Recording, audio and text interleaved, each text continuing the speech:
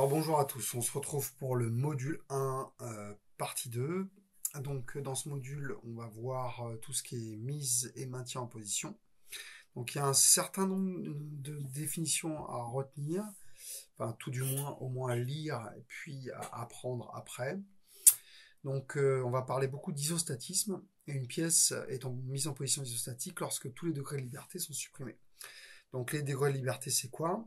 Vous imaginez un solide dans l'espace, tel un avion dans le ciel, qui serait complètement libre, ou plutôt peut-être plus juste un, un satellite dans l'espace. Et puis, en fait, si vous essayez de décrire l'ensemble de ces mouvements, vous allez vous apercevoir qu'il peut en réaliser 6. Donc, si on décrit l'espace par un trièdre orthonormé, composé des axes X, Y et Z, donc sur ce trièdre et dans cet espace, le solide pourra décrire 6 mouvements, donc un mouvement de translation et un mouvement de rotation par axe. Donc, par exemple, si on prend le cas de l'axe X, le solide pourra faire une translation sur l'axe X et une rotation sur l'axe X, de même sur Y et de même sur Z. Donc nous avons donc 3 translations et 3 rotations. Pour revenir sur l'isostatisme, c'est l'ensemble des composants qui concourent à la liaison de la pièce et du porte-pièce en permettant l'élimination des degrés de liberté. Donc, c'est quoi en fait? C'est l'étude, pour prendre un cas très concret, de l'étau et de la pièce que l'on place dedans, ou du mandrin et de la pièce que l'on place dedans. Voilà, donc on va regarder quel élément de l'étau va faire en sorte de supprimer ces fameux degrés de liberté. Voilà, on va venir plus en détail dans le reste de ce cours télé. Donc, la définition des conditions isostatiques, c'est que ces 6 mouvements représentent les 6 degrés de liberté du solide. Pour immobiliser un solide dans l'espace, il suffit de supprimer ces 6 degrés de liberté. Et pour une meilleure stabilité de la pièce sur le porte-pièce, on choisit de mettre le nombre d'appuis maximum sur la plus grande des surfaces. Ce qui paraît logique pour qu'elle soit le plus stable possible. Comme sur un tabouret, on va écarter le plus possible les pieds pour que la surface au sol soit la plus grande et soit le plus stable possible. D'accord? Donc à partir du moment où on a des grandes surfaces, on va essayer de mettre le plus d'appui dessus. Il ne faut pas confondre la mise en position qui correspond à l'isostatisme et le maintien de la pièce par un serrage. Donc il faut faire bien le distinguo entre la MIP et la MAP. La MIP, c'est la mise en position, et la MAP, c'est le maintien en position. Voilà, et on va voir ça plus spécifiquement dans la suite. Donc l'étude générale, donc là vous avez un étau, comme vous pouvez trouver sur les fraiseuses de l'atelier. Un étau avec le mort mobile en violet, tout ce qui est fixe, je vais parler surtout du mort fixe, mais tout ce qui est fixe en vert, en jaune les cales et en orange la butée. Donc la prise de pièce en étau est une prise classique de pièce en fraisage, 3 liaisons assurent la mise en position de la pièce et le mort mobile assure le serrage. Donc le mort mobile assure le plaquage de la pièce contre le mort fixe et les autres éléments assurent la mise en position, c'est-à-dire les cales qui vont assurer la liaison appui-plan, le mort fixe qui va assurer la liaison linéaire rectiligne et la butée qui va assurer la liaison pivot. Je vous conseille d'ores et déjà de regarder en page 7, vous avez un petit tuto sur YouTube qui vous récapitule tout ça. Vous pouvez le regarder une première fois au début et puis le regarder une deuxième fois après. Je vous explique dans ce petit tuto voilà, quelles sont les liaisons et ce qu'elles font. Donc allons-y pour la liaison appui-plan en premier. Donc la liaison appui-plan, c'est celle qui est décrite, c'est la liaison qui est décrite entre les cales et la pièce.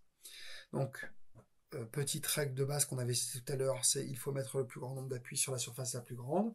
Donc on s'aperçoit que la surface à usiner bien sûr est la surface en rouge. Je vais venir surfacer cette pièce. Pour ceux qui n'avaient pas remarqué, c'est la face 20 de la bielle qu'on va retrouver. Est-ce que j'ai la nomenclature de face par là? Oui. Donc c'est cette phase-là, la phase 20 de la bielle. Donc cette phase 20, on va faire un surfaçage, ébauche finition, ok, et pour régler la hauteur de notre pièce, obtenir en l'occurrence la cote de 9 mm, qui est une cote intermédiaire pour obtenir la cote de 8 finale, qui sera obtenue lors de la phase 30. Donc les deux cales sont placées sous la pièce, ce qui permet de supprimer 3 degrés de liberté, parce que notre pièce était libre dans l'espace, tout d'un coup on la pose sur les cales, et cette pièce, tout d'un coup, elle ne peut plus faire la translation sur l'axe Z, elle ne peut plus faire la rotation sur Y, ni la rotation sur X. Une nouvelle fois, je vous invite à aller regarder la vidéo d'explication pour aller plus loin dans tout ça et pour voir des manipulations. D'ailleurs, les maquettes pédagogiques utilisées dans la vidéo sont disponibles dans la salle de classe. Donc, en mathématiques, quand on a un plan, en fait, c'est 3 points. Ces 3 points, on peut mettre 3 normales de repérage, qui sont les flèches vertes là, qui vont symboliser les 3 points représentant le plan.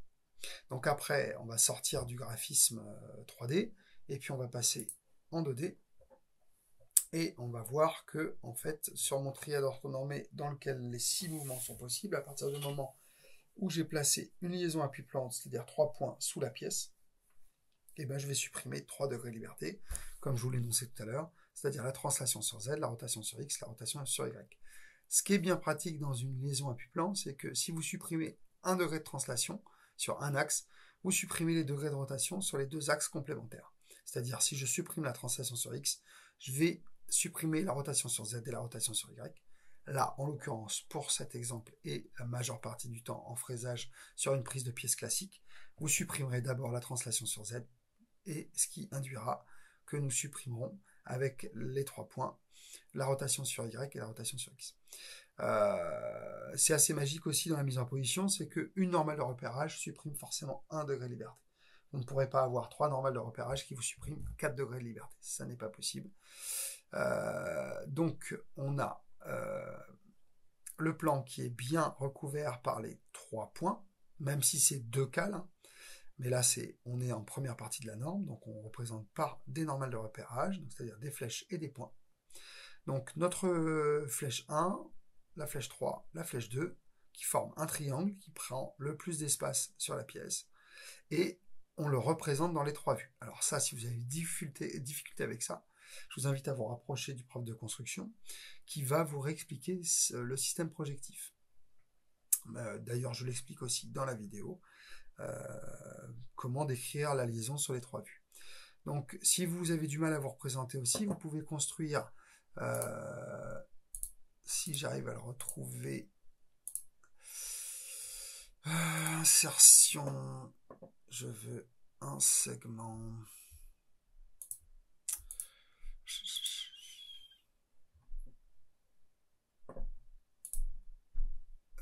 je vais y arriver, hein.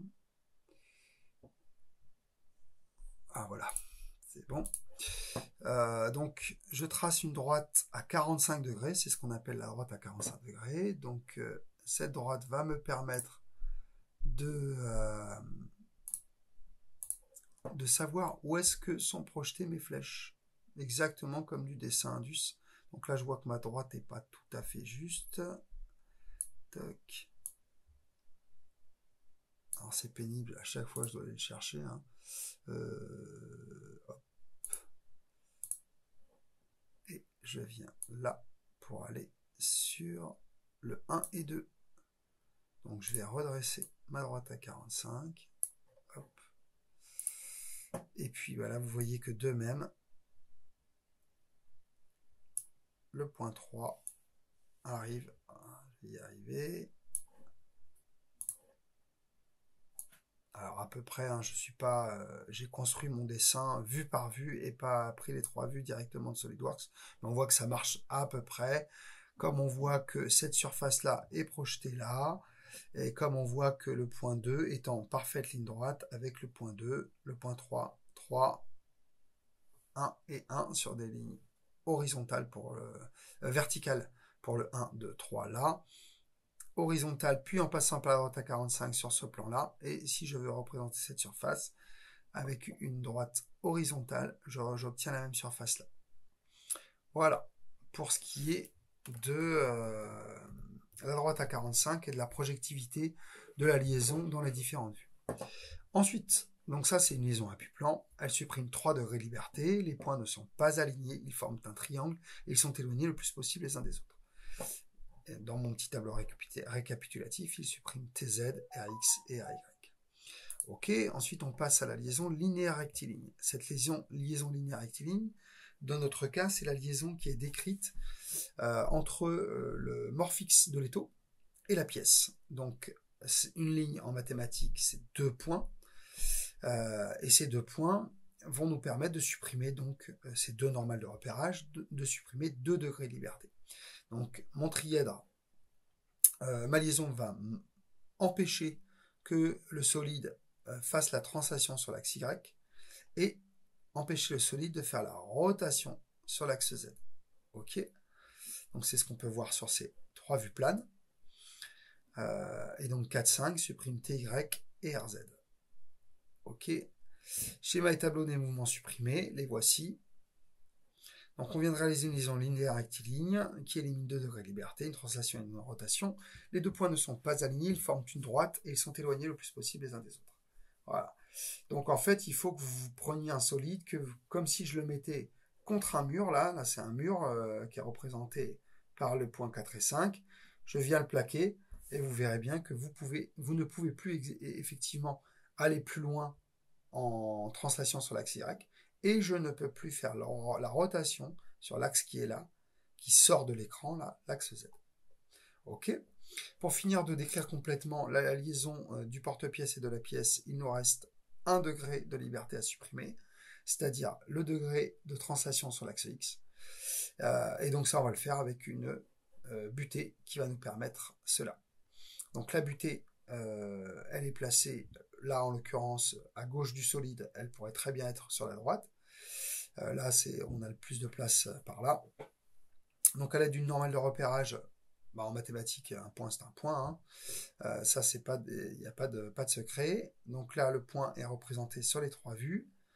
Les 3 vues du solide, toujours avec la surface en rouge, c'est la surface qui est usinée, et on supprime le dernier degré de liberté, qui est la translation sur l'axe X. On vient de réaliser une liaison ponctuelle qui élimine 1 degré de liberté, une translation. Le point élimine le dernier mouvement restant. Donc en fait, quand vous avez réalisé tout cela, la pièce n'est pas bridée. Hein. Elle peut toujours bouger si on décolle le solide des surfaces.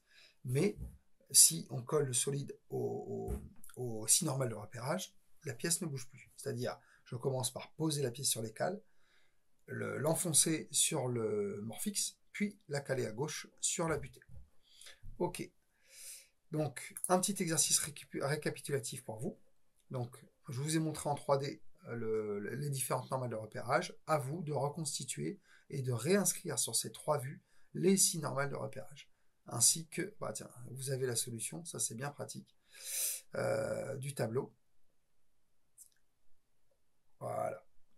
Donc, à vous de bien placer sur les 3 vues les 6 normales de repérage. Ensuite, on va arriver sur quelque chose d'un peu plus théorique. Et je sais d'avance, pour certains élèves qui vont avoir plus de mal parce qu'ils ont du mal dans le système projectif. Mais on va quand même essayer d'aborder ce sujet.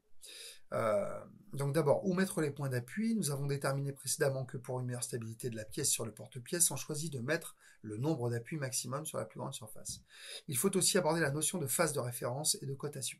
On ne peut pas placer les faces à usiner n'importe où, il faut suivre des règles précises de posage que nous allons déterminer ensemble.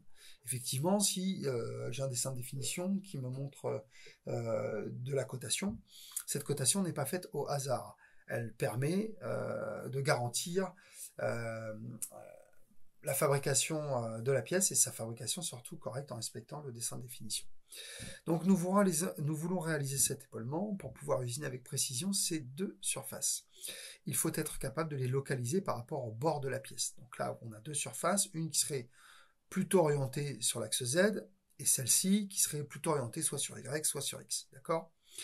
Donc, si on prend celle qui est plutôt orientée sur X ou Y, on va pouvoir décrire par ces 2 petits schémas plans les différentes choses rentrant en compte. Donc, là c'est pas 10, c'est 20 en l'occurrence. 20 plus ou moins 0,1 est la première cote qui nous informe sur la position de cet épaulement. La cote de cet épaulement est liée à la face A. C'est donc la face A est une surface de référence. Donc c'est plutôt cette surface-là, c'est la face A, cette surface, qu'il faudra venir mettre en appui sur mon morph-x. Si j'avais l'intention d'orienter ma pièce plutôt avec l'axe Y dans ce sens-là, eh ben, au vu de la cotation, je vais plutôt mettre cette face-là contre le morph-x. Et puis ensuite, j'ai une cote de 25 là. Et cette cote de 25, elle me permet de localiser le bas de l'épaulement par rapport au bas de ma pièce. Donc par 25 plus ou moins 0,05. Donc là, 25 plus ou moins 0,5 est la deuxième cote qui nous informe sur la position de cet épaulement. La cote de cet épaulement est liée à la face B, donc la face B est une surface de référence. Est une phase de référence. Donc, une nouvelle fois, c'est très important. Là, par exemple, sur la face B, c'est là qu'on va mettre les cales. Donc, pourquoi est-ce qu'on ne met pas les cales sur la face A et juste, enfin, une surface complète sur la face A et juste une cale ou une petite surface sur la face B en contact? Parce que la cote de 25 plus ou moins 0,5 est plus précise que la cote de 20 plus ou moins 0,1. Donc, on va mettre le plus grand nombre d'appuis sur la surface la plus sévèrement cotée. C'est-à-dire là, l'IT est de 0,1, là, l'IT, intervalle de tolérance, est de 0,2. La cote 25 plus ou moins 0,05 est liée à la face B, la cote 10 plus ou moins 0,1 est liée à la face A. A et B sont donc deux phases de référence. Ensuite, je reviens sur la sévérité des différentes cotes. Pour pouvoir réaliser simplement le réglage de la machine, les normales de repérage doivent être en contact avec les phases de référence. Donc, comme je vous l'expliquais précédemment, on va mettre deux cales sous la pièce pour pouvoir faire une liaison appui-plan. Donc 3 points, 1, 2, 3 pour l'appui-plan, plus grande surface, permettront de respecter la cote de 25 plus ou moins 0,05. Et 2 points, 4 et 5 pour l'appui linéaire rectiligne. Donc c'est là. Là, on va plaquer cette face contre le morph-x. Permettront de respecter la cote de 20 plus ou moins 0,1. Et puis ensuite, comme on l'a vu tout à l'heure, pour qu'une pièce soit en position isostatique, il faut supprimer les 6 degrés de liberté. Il faudra donc supprimer la dernière translation en mettant un appui sur le côté droite ou gauche. En l'occurrence, là, la cotation ne le précise pas. Si on a vu un départ de cote à gauche, il aurait fallu mettre notre appui sur la gauche. Donc un point, le 6e point pour la butée qui permettra de supprimer le dernier degré de liberté, une translation. Les règles à retenir. Le nombre de normales à installer sur une surface est donc fonction de la précision des spécifications liées à cette surface. C'est ce que je vous avais dit là. Ça, c'est plus précis que ça. Donc, on mettra plus de normales de repérage sur la surface de référence qui est le plus sévèrement cotée. Là, l'IT de 0,1, IT de 0,2. OK ? Et puis, ça dépend aussi, malgré tout, de sa grandeur. Si la surface est très très grande, il faudra essayer vraiment de mettre le plus de points d'appui sur cette surface. Une petite remarque importante, il est parfois impossible de placer les normales de repérage en contact avec toutes les phases de référence définissant un usinage. Il faudra donc choisir en priorité les surfaces de référence dont la cote liée à l'usinage est la plus précise. Ça, c'est la 3e fois que je vous le dis. Voilà. Donc là, je vous propose une petite série d'exercices qui va vous permettre d'appliquer tout ce que vous avez vu avant là. Donc pour la série d'exercices suivants, vous réaliserez la mise en position isostatique de la pièce de manière à respecter la cotation. S'il y en a. Là, en l'occurrence, il n'y en a pas. C'est quoi? C'est l'usinage d'un chanfrein sur un prisme. Pour cela, vous modéliserez les surfaces usinées en rouge. Donc si vous avez une copie noir et blanc, vous le faites. Si vous n'avez pas une copie noir et blanc, vous laissez comme c'est. Et surtout, vous mettez les flèches, l'isostatisme en vert. Je précise que lorsque moi j'ai représenté des flèches, je vous les ai mis pleines, coloriées. Donc je veillerai à me faire la même chose. Ensuite, les points, ils sont grillagés. Alors là, ils sont grillagés en noir, en fait, c'est en vert. Hein. C'est pas bien grave, ça. Donc voilà. Tout ce qui est mis en position, vous me le ferez en vert sur l'exercice. Voilà l'exercice. Une fois que vous avez fini, par exemple, moi, je sais pas, je dis absolument n'importe quoi. Je vais mettre mon appui-plan sur cette surface-là. Là. OK? Donc je trace mes 3 flèches. Je mets mes 1, 2, 3. Je mets mes points là. Je remets des flèches là. Et puis je dis, je place les 3 points, 1, 2, 3 placés, forment une liaison appui-plan qui supprime, donc là en l'occurrence comme j'avais mis là sur le côté de la pièce, qui supprime TX, donc RZ et RY. Je supprime TX, donc RY et RZ, en plaçant 3 points sur cette surface-là. Voilà. Je ne vous dis pas que c'est la bonne solution. On aura lieu d'en discuter. Donc la deuxième page d'exercice, avec, attention, là, il y a de la cotation, pour le coup.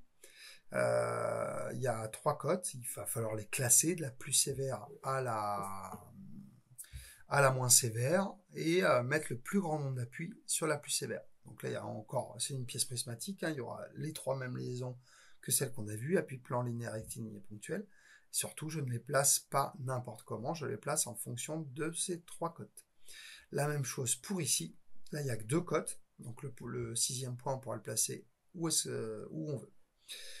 Ok, une fois que vous avez fait ça, vous allez pouvoir voir cette petite synthèse qui récapitule l'ensemble de tout ce que j'ai dit avant. Je vous laisserai l'étudier et vous en servir comme fiche de révision. Ensuite, un dernier exercice qui est légèrement plus dur. Donc là, c'est l'usinage de la rainure, là. Et puis, on sort de la prise en étau, là. À cause de la cotation, vous verrez, on est obligé de faire des choix. Là, il manque un trait, là. Il manque un trait d'axe. Je vais vous le placer. Pardon. Insertion. Est-ce que j'ai des pointillés là-dedans? Je dois en avoir, mais je ne sais pas où est-ce que c'est. Bon, je vais vous tracer le trait. Normalement, c'est un trait pointillé. Voilà. Je ne sais pas si je peux le mettre en mixte. Format de la forme automatique.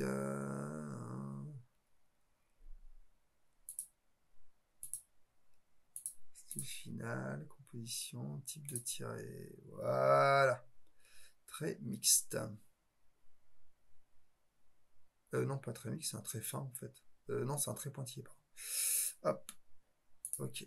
Voilà. Donc comme ça, on voit le pointillé de la surface en fait qui est dessous là. Ok. Donc vraiment bien ne pas s'imaginer que cette pièce est prise dans un étau, mais qu'elle est prise dans un montage dédié, un montage spécifique, un montage d'usinage, et qui va nous permettre de réaliser l'obtention de ces cotes. Bien trouver d'abord les surfaces de référence, et puis après déterminer combien de points on va mettre sur ces surfaces de référence. Ok. Donc ça, ce sera à rendre. Ce sera noté. Ensuite, on avait parlé de la première partie de la norme, la deuxième partie de la norme. Donc maintenant, on est sur la deuxième partie de la norme. On est sur le maintien en position.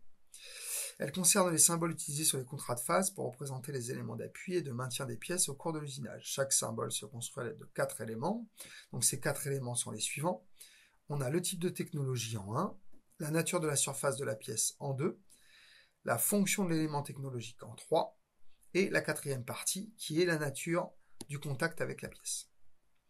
Donc là, par exemple, c'est un système à serrage, nature de la surface de la pièce, c'est une surface usinée. La fonction de l'élément technologique, là, c'est le maintien en position, puisque la flèche est blanche. Et ensuite, ce symbole décrit un contact surfacique. Toutes ces petites choses, vous les retrouvez là dans ce tableau. Voilà. À quoi ça sert tout ça? Ça va nous servir à décrire des liaisons pièce-porte-pièce sans avoir à dessiner en 3D tout l'ensemble qui permet justement cette mise en position.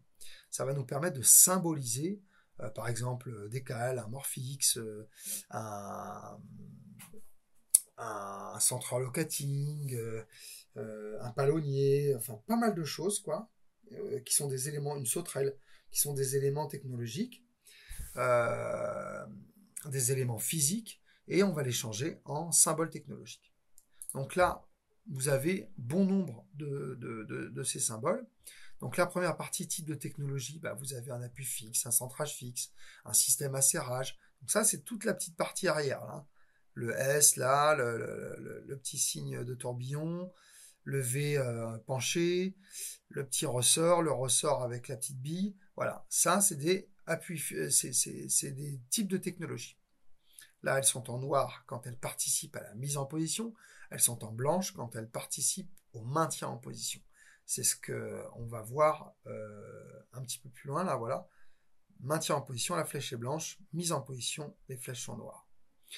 Donc, la nature de la surface de la pièce, si cette surface est une surface brute, il y aura 2 traits au niveau de la flèche. Si cette surface est une surface usinée, il n'y aura qu'un trait au niveau de la flèche. Ensuite, nous avons la fonction de l'élément technologique. Donc là, c'est est-ce que je colorie la flèche ou est-ce que je la laisse blanche. Puis, en fonction des différentes fonctions, on aura différents symboles. Les plus souvent utilisés sont celui-là pour modéliser un appui, et là pour modéliser le serrage, c'est celui-là.